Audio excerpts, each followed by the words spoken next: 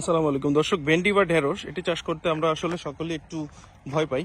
তো আমাদের এখানে হাইব্রিড ভেন্ডি বা ঢেঁড়স এটি রোপণ করা হয়েছে। এটি স্কোয়ার কোম্পানির রোপণ এক ভেন্ডি। তো এখানে যে ঘটনাটা ঘটেছে, এখানে মালচিং পেপারে আমরা চাষ করেছি এবং বেশ দূরত্ব রেখেছি, প্রায় হচ্ছে যে আপনার 12 ইঞ্চি 18 ইঞ্চি এরকম দূরত্ব রেখেছি একটা একটা গাছের। তো দেখেন দূরত্ব রাখলে কি হয়, এই যে প্রত্যেকটা গাছে কি পরিমাণ ব্রাঞ্চিং হচ্ছে, 3-4টা ব্রাঞ্চিং হচ্ছে। যদি আমি দূরত্ব না রাখতাম তাহলে এই ব্রাঞ্চিং গুলো হতো না এবং এইখানে কাঙ্ক্ষিত যে ফলন সেটি অল্প দিন পেয়ে তারপরে আমাদের থেমে যেতে হতো।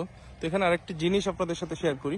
এখানে যে গাছগুলো দেখা যাচ্ছে এটি এবং এই পাশের যে গাছগুলি একই সাথে রোপণ করা, অর্থাৎ এটি হচ্ছে আমরা চারা করে রোপণ করেছিলাম, প্রায় 20 দিন বয়সে চারা রোপণ করেছিলাম ভেন্ডির।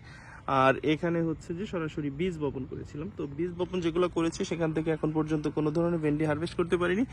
আর হচ্ছে যে এখানে থেকে মোটামুটি গাছ প্রতি একটা করে হারভেস্ট করা হয়েছে। আমাদের গাছের হাইট যদি চিন্তা করেন তাহলে এই যে দেখেন 6 ইঞ্চি হাইট হয়েছে। 6 ইঞ্চি হাইটে এই যে ভেন্ডি খুব সুন্দর, এর ফলন এবং হচ্ছে যে এর গ্রোথ এবং ফলের সাইজ মাশাল্লাহ।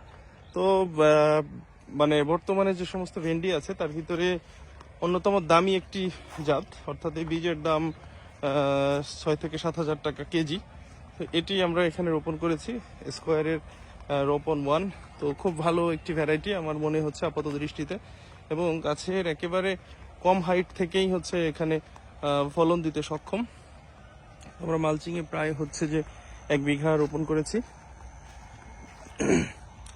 তো এটি কোনো ধরনের সার এখন পর্যন্ত দেইনি। আসলে ভেন্ডিতে সার দেওয়া যাবে না, সার দিলে গাছ লম্বা হয়ে যায়। তো এখানে আবার হচ্ছে আমরা 2টা করে রোপণ করেছি।